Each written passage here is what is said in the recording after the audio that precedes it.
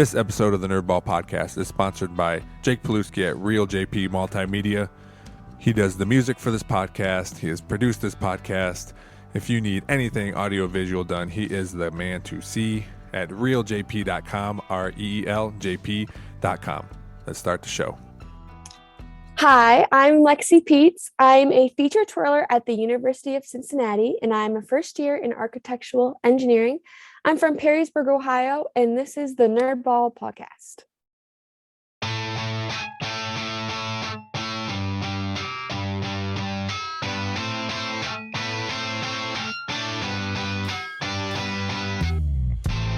This is the Nerdball Podcast with Lorenzo Melcher.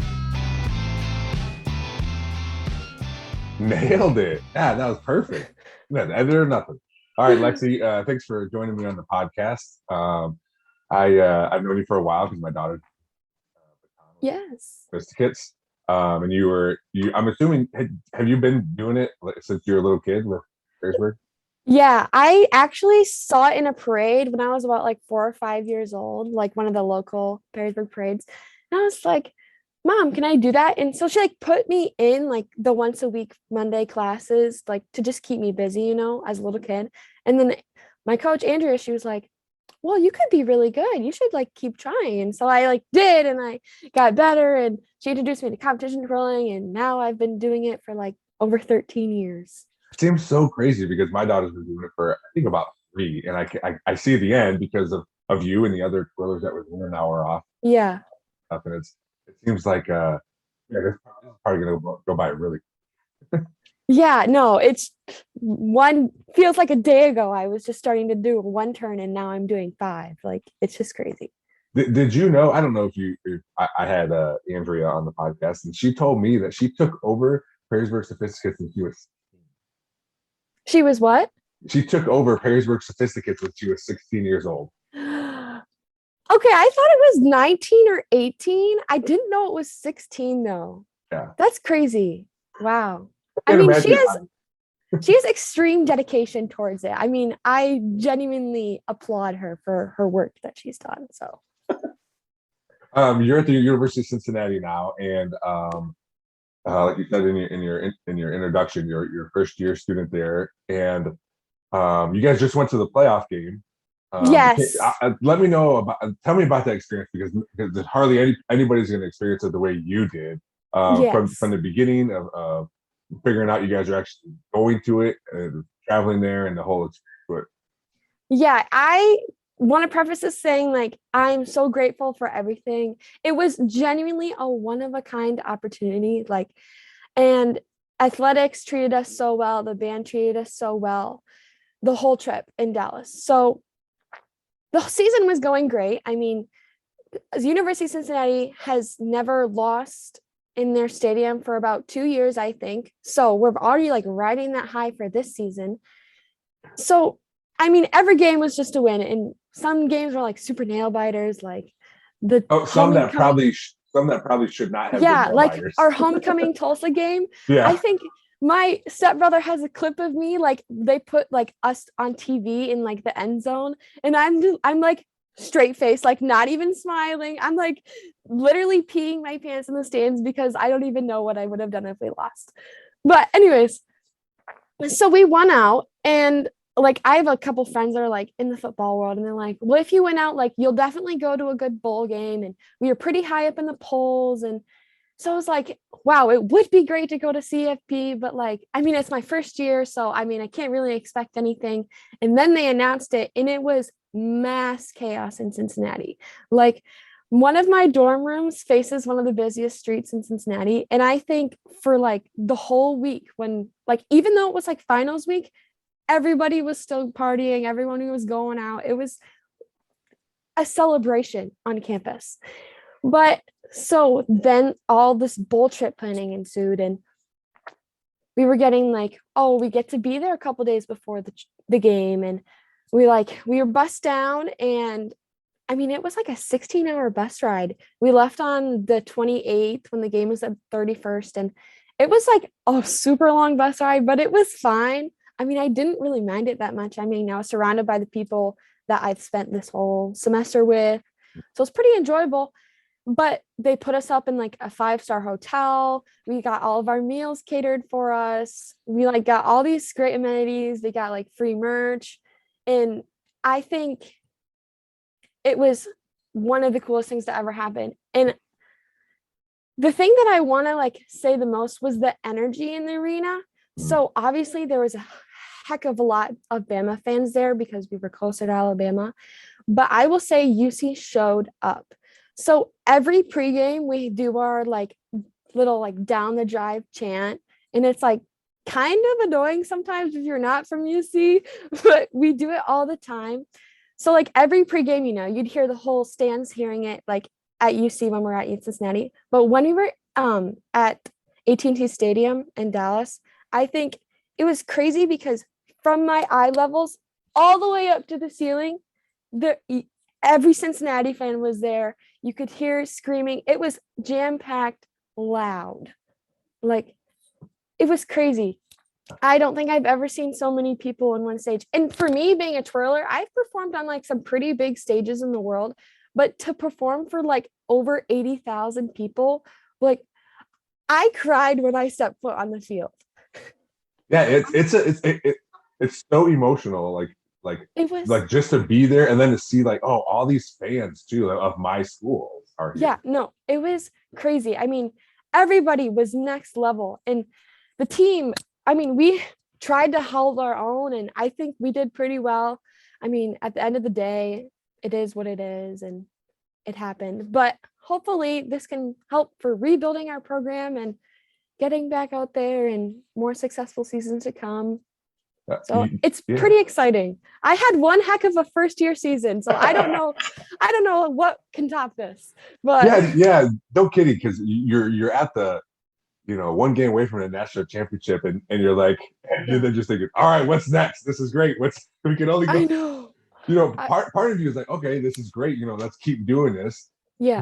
But then part of you is like, well, it's still, like it can't be a letdown if we don't do it again. Like you still got to have fun. You still got to do what you're supposed to do. You still got to keep marching on and doing it. And it's hard being like an ambassador and like a face of the band because there's always cameras and microphones on you during the game. So we have to always be like excited. I mean, we are excited to be there, but like peppy and cheery.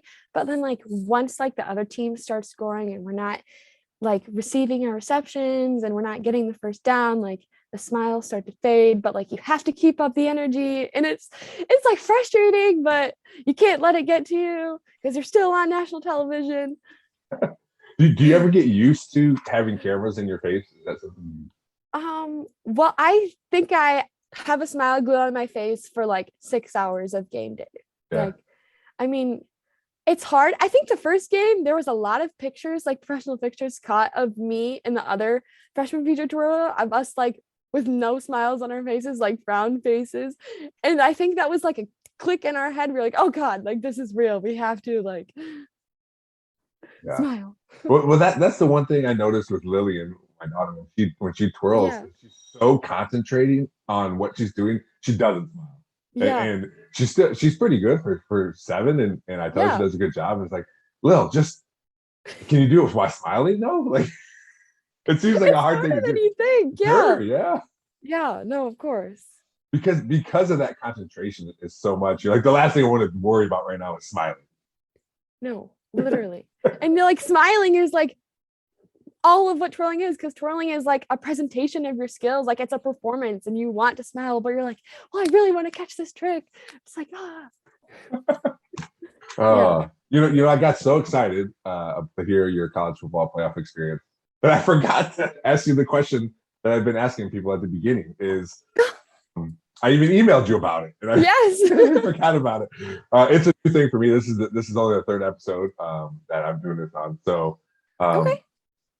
So what is something you're currently nerding out about? Something you're really into? Is it a new show? Something in school? Something you're just like, or something you've always loved your whole life? Like the only thing it can't be your job. Or for you, like it can't be like twirling, because that's something that is a huge part of your life. So something outside of that. What is? Okay, so I kind of have like a tiny little story about this. But my stepsister for Christmas, she got one of those like Oculus Rift things, like the VR headset. Yeah. And so I like have never been into video games. Like it's never really been my thing. Like I'm more of a girl that like reads a book or does a puzzle. So I was like, hey, like let me try it. So I tried it and like the 360 thing like literally made me sick to my stomach. Like I was like scared when like things would come at me. But then she showed me this game called Beat Saber. I don't know if Yeah. you've ever heard of it. Oh yeah. With like Yep. the things and you go like this. And play it way too much than I would Oh, like to wow. admit. And like as a kid, like I grew up around like Guitar Hero. Like my Okay. Yeah. brothers played that Me growing too. up. Yeah. So like with like the music playing and you have to hit the notes, like so playing this, it's like literally I still am a child, but like my inner child like loves it. And I will have that thing on for like 2 hours straight and I will be like facing a wall and I'm just like screaming when I miss a note. Like it's awful. But I think I've played it for like multiple hours each day for days straight, which I like Wow. should be studying, but I like I need Priority. it. Yeah, it is what it is. I can't even describe how much like pleasure it brings me when I like finally complete a level on like the hardest mode or something, or like I hit every single thing. Like it's weird. It's Do, weird. do you now think, like, man, what have I been missing with video games? Or is it just this one specific thing? You're like, no. I don't know. I mean, I think maybe I could try it out if it wasn't like a virtual reality because that like really freaked me because they like come like things like come at you and I didn't like that. But There's so many videos of people having the Oculus on and like yeah. running into walls or falling over because stuff's coming Yeah. at them. Well, she was like showing me how to do it, but like you can like set up the boundary around like objects in your room. So and then like it like tells you in the video game if you're getting too close, which is it's so weird. It like freaks me out. And like the music like plays out of the machine into like your ears. So like only I hear it and not the people around me. It it's so freaky, but it's crazy how much time like you like lose track of time when you're like have it on. Yeah. Like I was like, Dad, what time is it? And he goes, it's been 2 hours. And I'm like, I gotta get out of here. You know, that's if you lose track of time doing something, you're obviously having fun doing it, right? Yeah. And video game, I've been playing video games since I was little. My parents and grandma and grandparents Mhm. always got us stuff. And now I've been waiting for my son to get old enough to play video games. So Yeah. we got an Xbox. We've been playing Fortnite a lot together, and that's the same thing. Like what time is it? Like, oh, we got to get dressed. We got to leave in 5 minutes. You know, Yeah, like we're gonna you be lose late. yeah, Yeah. yeah. But I've never tried that Oculus. Yeah, it's definitely something. Like my dad, he like puts like YouTube up and he like watches like herds of like gazelles roaming around him. And I'm like, that's so weird. But I mean, if you like it, you like it. Like Oh, yeah. that's yeah. Whenever people like, you can't hate him for that, right? At Yeah. least he's embracing technology. Yeah, I mean, with him getting older, I'm surprised he actually doesn't make him sick to his stomach. Oh, that would. I never thought about that part of it. We went on a ride a few years ago when we were at Mhm. Disney World. It Yeah. was at Epcot. I forget what it was called. I think Mission to Mars. I think is what it was. It just Yeah. spins you around really fast, and it makes it feel like you're flying. We got off Yeah. that ride. Me and Andrea and the two kids. The kids were ready to go. Andrea and I had to sit down for 15 minutes. It was. I was like, I can't do. Am I too old to do things? Even roller. Cedar Point. Yeah. I gotta take a breather after I go on one. It's too much. You guys are like not used to being flipped upside down and spun around and yeah. Um. So you said before we started recording, you said your online school. Have you been online the whole time? We started this semester online. So we just completed our first week of online classes. Next week is online as well. So I'm still at home. That's what I But was I gonna ask think, you. yeah, I think I'm gonna go back sometime this week because we start on the 24th. And I don't know. I mean, I love being home. Like I love like Yeah. getting home cooked meals and like I like spending time with my parents, but like it like is not fun doing classes online and I kind of miss campus and it's different. I never would have expected myself to feel like this. I mean, ask me a year ago and I'd have been like, you're crazy, but I don't know. It's something about college and like being able to like do what you want. It's you like, so yeah. So are you able to, if you wanted to, be in the dorm but still be online? Yes. Campus is open, but like everything's not their normal running hours. Yeah. And I mean, if I could live here and eat good food and not have to eat dining court food, I mean, I guess I can. Enjoyed it. I went to BG for a semester. And I was a commuter, but my parents got me a deal plan so I could stay Yeah. down there and eat. And I enjoyed all that stuff, but I also really like food, and it doesn't really matter what it is. And it was a new thing. Like as a freshman, you're like, oh yeah, let's try this new thing. Oh, let's try this Wendy's. I bet it's different than the other Wendy's, you know? Yeah. I mean, the food isn't bad, but I mean, after you eat the same thing every day, it's like, I totally yeah. So excuse me. So you're at home. You're obviously, you guys aren't practicing or having team practices or anything right now? No, not at the moment for Cincinnati twirling, but I'm just practicing on my own with Andrea in our group at home, just so I can keep my skills up, because I am going to a competition in February at Disney World. Oh. Yes, so I will be representing Cincinnati there in a couple of my Cincinnati twirling routines. So I'm really prepping for that because I want to do good my first year. Nervous, but excited at the same time. But when I do go back to campus, we do have like practices scheduled with the other twirlers, because we do get to perform at a couple of Cincinnati basketball games this season. So I get to do a couple games by myself, a couple games with the other twirlers. So we're like going to put some routines together, practice, get ready for those. How many twirlers are there? So for the football season, we had 5, but one of them graduated this winter in December. So we have 4 this semester. Okay. And what's it mean to be a featured twirler? So a featured twirler is a twirler that gets to essentially do whatever they want within like the band on the field. So like majorette lines, they will all wear the same costume. They will all do the same routine, like pregame, halftime, extra performances. Me being a feature twirler, I get to wear whatever costume I want. So I have freedom to design my costumes, but obviously the designs have to get approved, but I get to wear whatever I want, and I get to do whatever I want during halftime. Yeah. So means that, if I wanted to do a duet with another featured twirler for a game, by all means, I'm allowed to. If I want to twirl solo for a game, I can go into the end zone, or I can weave through the band's drill and I can twirl, which is super nice because pregame, we all twirl together and we all do the same thing, which is like that team aspect. But for halftime, I get free reign. So I can show to the crowd whatever skills I want to show. And it's nice. It's like relaxing. Like I'm not letting anyone down if I don't do my job right. If I'm letting myself down, but it's still pretty fun. So I love it. Is that something you like try out, like all of you try out and you're like, okay, you're the featured twirler?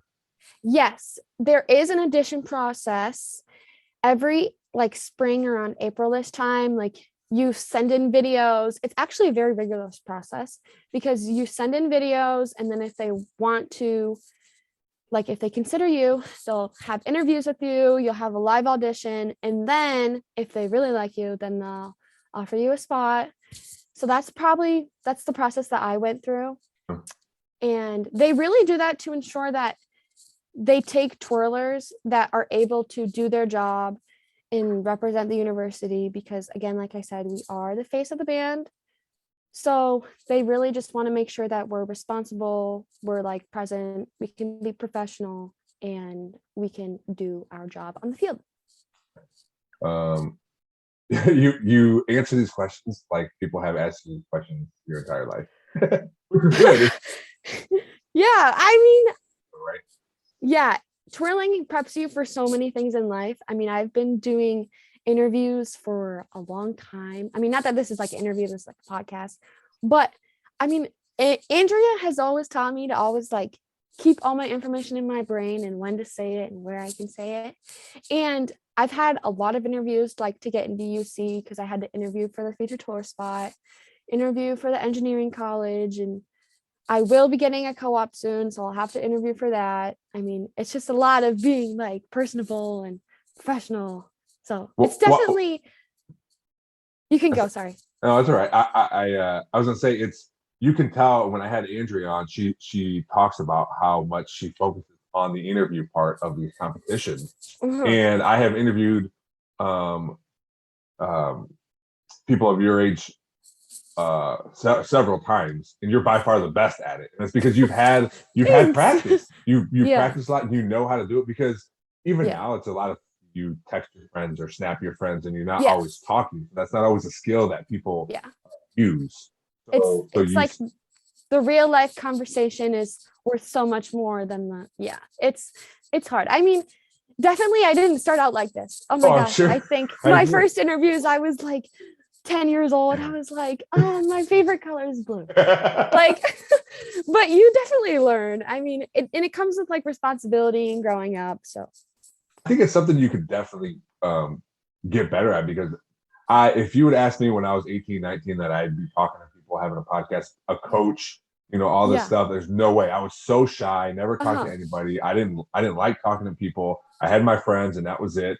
And now like I'm totally the opposite. I talk to anybody, even my wife. When we go out around Perrysburg to go to the grocery store, I always talk to someone because I always see someone I know, and she like kind of rolls her eyes like, yeah, we can't go anywhere. You always talk to someone or see someone. So it's definitely something you can get better at as long as you're actively working that muscle. Yeah. So is it a rare thing to be a freshman and be a future twirler, or? Not at Cincinnati.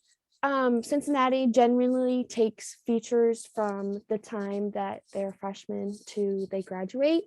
But in the past, Cincinnati has been a line, like a majorette line, where they like all worn the same costume, done the same group routines for everything. But I think we became features about 5 years ago, 6 years ago. So ever since then, every twirler that's passed through has been a feature. But I mean, to be a feature at Cincinnati, you have to be able to perform certain tricks, because there are certain tricks in the routine that you like have to do, and you have to be able to catch them on the field. So we have like trick pass offs every week. So we have to be able to catch these tricks a certain amount of times. And if we don't, I don't want to know what happens if we don't. No, I don't want to know what happens.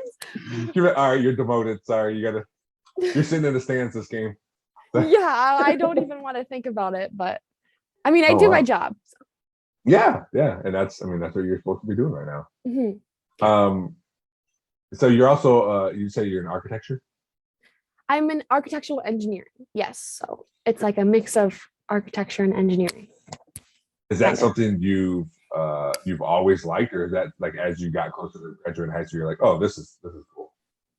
Yes. So I grew up around a family of engineers. So I think I was always, I don't want to say destined, but like it's always like kind of like been ingrained in my head. But I've always loved science and math, and I really wanted to go that route. So I knew I wanted to do engineering originally. And I actually went into environmental engineering last semester. So I was in environmental engineering last semester. And all my basic engineering classes were good. I had one environmental engineering class and I hated it. Like it was not what I wanted at all in like a discipline within engineering. And it was so policy based. I mean, it's definitely for some people, but like there's too much economics for me. And I was just like, I can't do this. So I like researched other engineerings and I found architectural engineering. So it's like designs of buildings, but like more simply the architectural. So like civil, like you can do other things with building construction and like soils and concrete and roadways and blah, blah. But I wanted to be like strictly buildings. So now I'm in architectural engineering. I had to apply and go through that process, which sucked, but it was okay because I got in. And so now I'm in that, and I'm in an architecture class this year. And I mean, I've done 1 week and I like it so far. So I guess that's better than what I did last semester. But Yeah, especially yeah, that so that it, core class. Yeah. it definitely wasn't what I thought I would go into. But UC is, I think, number 3 in the country for engineering co-op schools. So we are like very high up there, and they do a great job in providing opportunities for us to discover other disciplines and what you can do with your career pathways and what kind of jobs you can get. They have lots of fairs and functions where you can see people in the workforce and talk to them and talk from other people with different disciplines. There's so many clubs on campus. So, I mean, really, if you're struggling, you can always see other people. And I'm sure that's with every college. Like, you can always talk to someone and figure out what is right for you. Yeah. Yeah. Um, was there any other thing you thought of doing besides engineering? Well, I know I didn't want to do school for more than 4 years. But it's funny because the engineering program I'm in is 5 years. So I was like, well, kind of shot myself there. But I know I didn't want to do anything medical, and I didn't want to like do anything business. I didn't want to like sit in a desk all day. Well, I know you can do different pathways with that, but generically I didn't really want to do that. But I just knew it was something engineering related, and I just had to find the path within engineering. Did you ever feel any pressure because you're having family as an engineer? Did you feel like I have to do this? No, I think it was just something I decided myself. I think something in college that I've actually struggled with is making decisions for myself, because going through Perrysburg, I mean, they have this, it's great schooling, this perfect cookie cutter thing. Like, you do this, you can get this, you do this, you can get this. This is what you need to do to succeed. And so I was like, great, perfect. I have it all planned out for me. I can take these classes. I can do this. If I want to go here, I can do that. And so that's essentially what I did from kindergarten to senior year. And now I'm like actually at my own school. The counselor's like, you can do whatever you want. I'm just like, wow, like, is this like really what I want to do? I mean, it's hard. You definitely question yourself, but I think just starting on a path and like starting somewhere and like sticking with it will definitely, I think it'll work out in the end. I mean, everything works out in the end for me. I can't even tell you my process of choosing a college to twirl at. I'm a firm believer that everything works out in the end.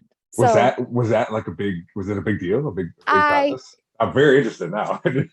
yeah, I think it was. I mean, Andrew was by my side the whole time, and so was my mom, but it was probably the most painful 6 months of my life. So was there, because I just know Lexi at Cincinnati, it Yeah. seemed like it's been a done deal for however long. Was there other schools you're seriously considering? Oh yeah, there was a lot. So the process for twirling at college, it's not like you get recruited, but you cannot apply or audition at a school if you don't have an acceptance letter. So you had to know where you wanted to go or where you were thinking of going, like in the fall, like the summer before your senior year, because you had to apply to those schools early action, like early decision, to be able to like even try out. Because as soon as you got your acceptance letter, you were sending in your materials to college band directors, college majorette advisors, everywhere. So I did not know where I wanted to go at all. And I think that's where I struggled the most. I never really had like a firm set. But I had like a generic list that I made. I mean, literally all across the country. Like, Wow. And so I applied, I got my acceptance letters in, and I started sending in my materials to advisors and band directors, which essentially was videos of me twirling, like my resume, like an essay of why I wanted to go to that school and be a twirler. Obviously, some schools declined me. They're like, no, we don't want you. And I was like, okay. And some others were like, yeah, like we'll take you for the next process of our audition. And I had live auditions. I had virtual auditions because of COVID. So sometimes it was more videos that I recorded of me twirling and sending in. And sometimes it was me going in person. But I think I had a school in mind. and I really wanted to go there. I think that's probably the place I wanted to go. And it was not Cincinnati, but I live auditioned and I skipped spring break with all my friends. Like it was my senior year. I skipped not going on spring break so I could stay home and practice. And I stayed home and practice, and my routines were really good. Like I was doing great, no drops, great performing. And I went to the audition and I bombed it. Oh no. I completely bombed it. And everybody in the twirling world like thought I could go there and thought I could get the position I wanted. And everybody was rooting for me to succeed. And I think even the people holding the audition wanted to see me succeed. And I didn't, which I think that was so mentally hard for me because I was building up for months. And then I go there and I just didn't do what I wanted to do. And I didn't perform how I wanted to perform.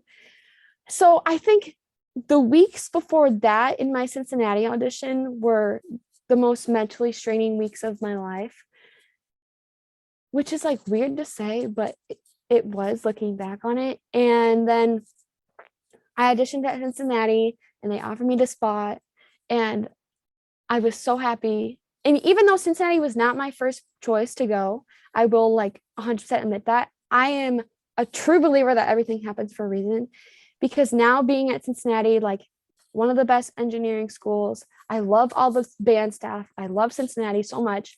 I couldn't even see myself at that other school now. Like, I don't even know what I would have done. Like, there literally God had a plan for me and it wasn't what I wanted, but he gave me something better. So you keep saying the other school. Is there a reason you're not saying the name of the school? I mean, you don't have to if you don't want to, but I can. I mean, I just didn't know if there's something in your mind, like why you're not saying it. I mean, it's not really that big of a deal, but it was Purdue. So my brother went to Purdue. He graduated from Purdue. I've always kind of loved Purdue. And I like got my acceptance letter and I got in and I was just like, and I went and I auditioned and it just wasn't what I want. It just didn't end up. Yeah, yeah. Now some of these schools that you get your acceptance letter, you audition and they tell you no, it's not what we're looking for. Do they let you know, or do you ask like, well, what could have I done better, or what were? Well, they did. They just like sent me back an email saying thank you, like thank you for auditioning. We are going with other selected applicants at this time. I mean, I don't think there was anything I could have done to get a different result, but I think most of the schools I did get rejected from were from the South, and I don't think I fit that Southern fit. Like, I mean, I hate to say it, but I am brunette. I hate to say that plays a role in it, but I mean, at the end of the day, it probably does. Sure. But yeah. Was Cincinnati one of the last ones you auditioned for? Yes. So, unfortunately, they like put me through the ringer and they like waited so long and I was waiting forever. And really? Like everyone knew where they were going. All the twirler schools were announced, like all the new positions were announced. And Cincinnati is like one of the last ones. So I did know in the end. It was like really late. It was like mid-April that I knew. So was there other schools you were like they offered you positions, but you didn't accept them yet until you're getting through these other auditions? Yeah, yes and no. I mean, I really was just waiting. I think after the Purdue audition and after that happened, I think I was like, oh, I really want to go to Cincinnati. I was also looking at Colorado Boulder, and I had a second audition there, and I had an interview, and I thought everything was going great, and I was waiting to hear back. But then Cincinnati told me first, and I was like, I'm just going to go with Cincinnati. And then I let the other school know, which is understandable. They have another twirler there now who's great. So, do you know a lot of twirlers like across the country? Yes, going to competitions and going to nationals over the years, like I have gotten to meet a lot of other twirlers, and through Andrea, I've gotten to meet a lot of the other twirlers. So I do know a good amount of twirlers from like all the other schools. Like, I mean, not if I know them personally. Like some I do know personally, and I talk to them on like a weekly basis. Others I talk to probably once or twice a year when I see them, and like all's well. But I mean, I think I know a lot of them. Like, Yeah, I feel like it'd be like a sorority too, kind of where you can just like go, like, hey, I'm going to for whatever reason, I'm going to this competition in this other state, and you know someone yeah, there, like, hey, you want to hook up and eat some lunch or get together or help me out with yeah, this thing or of whatever. course. Yeah, we're just one whole big family. I mean, us girls, if you're a collegiate twirler, you've obviously been competing like your whole life. So, I mean, I've been competing against these other collegiate twirlers my whole life. Yeah. Like, we've always been the same divisions and be competing against each other. I mean, I've seen them everywhere. Like, I mean, there's a lot of competitions in the year, so you get to see people plenty of times. So you get to know them, and what they like and their style, and then you're happy for them. You get to see them succeed in college, and they get to see you succeed, and then you see each other when you're like kind of older, and it's like, wow, I can't believe our 6-year-old self ever got here. But yeah, I do know quite a bit of them. Do you ever go to when you go to competitions and you're walking in or you see the lineup, you're like, Sarah's here or whatever, like like this person, or maybe some of them are like, oh, Lexi's in this one. Does that ever? Yeah, there are a lot of dominant forces in the collegiate world that just completely dominate all the competitions, which I mean, that's how it is in like any sport. There's always those couple girls that just blow it out of the park.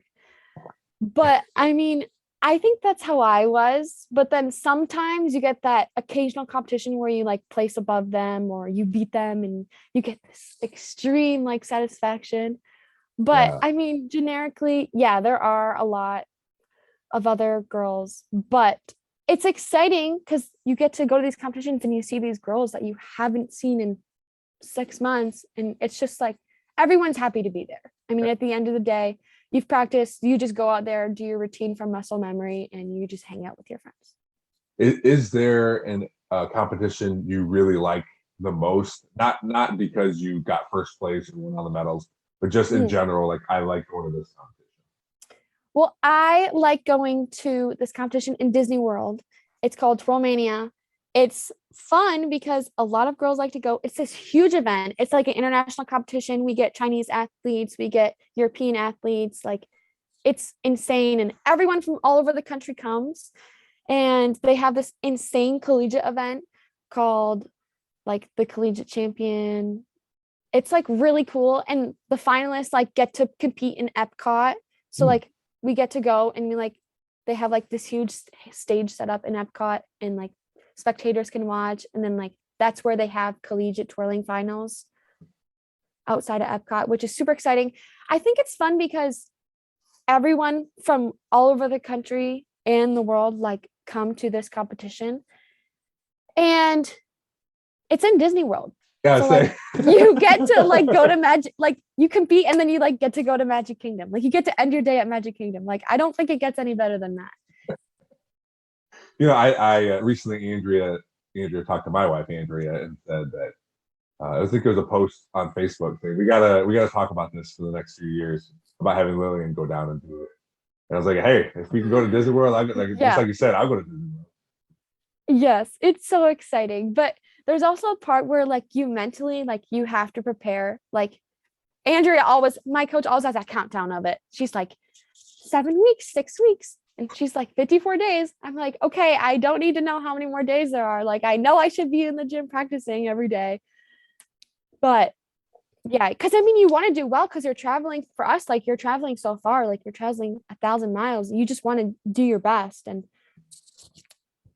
Andrea, and I don't know other coaches, but Andrea seems like such a good baton coach and baton twirling coach. And I talked to her when she was on, like, sometimes when we first started, like she'd get really loud. I'm like, oh, this is serious. Like at first my daughter's 3 or 4, just trying to figure out chocolate and vanilla. And she's over there yelling at you guys. I'm like, oh my gosh, what are we getting into here? Yeah. It's definitely shocking at first, but it's like any other extreme sport. I mean, a coach is going to yell at you to get it right. And I mean, they just want you to succeed. And I think that's something big with Andrea, and she just wants to see you succeed. I mean, over the years, I'm going to be honest, and she knows this. I was like scared of Andrea when I was a little kid. I like would tell my mom that I would want private lessons, but I wouldn't want Andrea to teach them. Really? Yeah, I would like do everything to avoid like seeing her, because I mean I liked twirling, but she would like scare me. So, but eventually I overgrew that. But now, like when I have like lessons with Andrea, it's like, yes, she yells at me, but like I yell at her back now. Like it's like a partnership. Yeah. You're like, I'm not even, I don't even go here anymore. I'm in Cincinnati. Yeah, she's like, Lexi, why aren't you at the gym? And I'm like, you're lucky I'm even here. So I'm doing this for you. Yeah. Oh man. You know, but she's like I said, she's really good at what she does. She's doing it for a long time. And then, you know, she has you guys also teach the little kids too, which I appreciate. You guys, I mean, Lillian should come home, and especially when you left and came back to Lexi was at practice today, you know, it's such a cool thing to hear her like be excited to get a lesson from you or from Allie or from anybody else. Yes. Aware of how much these little girls like look up to you?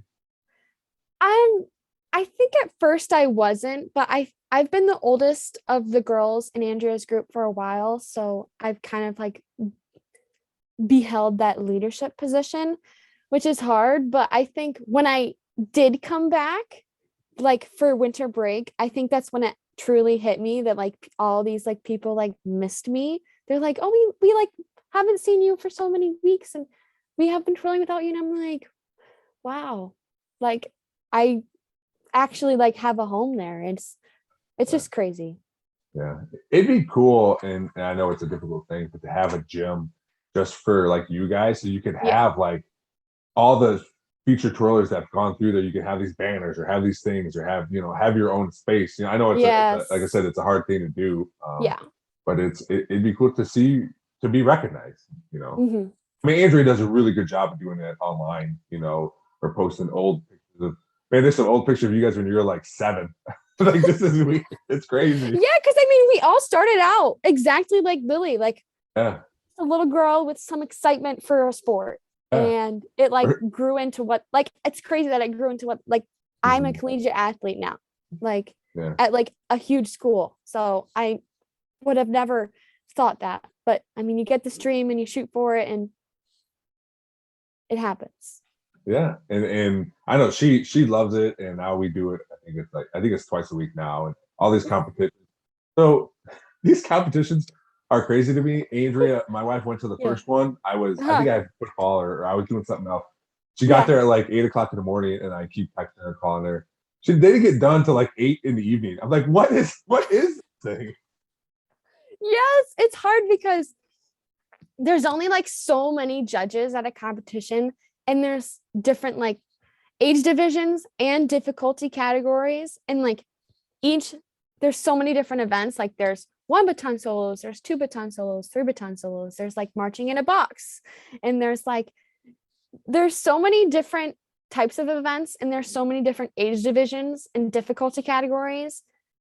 And then there's team events on top of that where one team has to go at a time. So it is a long day, but you get used to it. But and she told me, my wife told me, she's like, I don't know what happened, but one team just did the same song and routine 3 times in a row. Yeah. I'm like, don't ask me, I don't know. Yeah, they just like change up how many people are in a group, and like you can enter them as a small team, a large team, a medium team. It's wait till you get to like 3-day competitions that are 3 days long, and like. So this is just the beginning, huh? Oh yeah. One last thing before we always your cheerleading squad just won a big competition. Yes. We are so excited because we always like partnership with them throughout the season, throughout the year, through pep rally performances at the games. And I always just see them as like other people, like having fun doing their job on game day, like loving their school. And they do practice really hard. Like they practice all the time. And they just went to Disney World. And I actually, yeah, I mean, I'm so proud. I mean, that's crazy to think. And our Bearcat, our mascot, won the mascot competition. Really? too, I didn't know think. that. Oh, Yeah. that's awesome. So yeah, There's go ahead. one of our twirlers, her boyfriend is a cheerleader and she's there right now. So like she's been actually texting us like updates and everything, which is like super cool. I'm like incredibly happy for them. I mean, after this season, I mean, they get to go to like all the away games and stuff. And so they've been everywhere, as long as like everywhere the football teams they go. So like they've had all of that. And then on top of like nationals practice and going there and then actually like succeeding is incredible. There's a former Perrysburg football player on the cheerleading squad. Yes. Yeah. Uh-huh. So I always see, I'm friends with his parents, so I always see him post pictures of him at the games and stuff. Yeah. It's such a like strange thing to see because he never talked about it, never did it. And then when he went to college, it's one of those things, like you said, there's so many different things to do. You just find out like, oh, I like doing this. I like lifting weights and I like doing this. Yeah. So I'll throw people around for a while, you know? Yeah. I mean, look at where it's got him. Like, Yeah. crazy. Yeah. It's cool. Thanks for coming on the podcast. This Thank is great. you. Like I said, you're very, very good at interviewing and talking, and it makes Thanks. everything smooth. Again, I appreciate everything you've done for my daughter too. You like you said, you kind of took that leadership role. It's carried down, even though you're not there. They all love her and help her and treat her very well. And I never have an issue like, oh, we just got to drop her off. Like at our first parade, you're like, Andrea says, yeah, just drop her off. We're like, wait a minute, she's 4. You know, we just but all you guys take care of her. Yeah. You're like little moms out there and sisters. She's such a joy. She's such a joy too. I love working with her. Well, that's awesome. And thanks again. Good luck in everything. Thank you. Good luck in your future twirling and your architectural dreams. Thank you.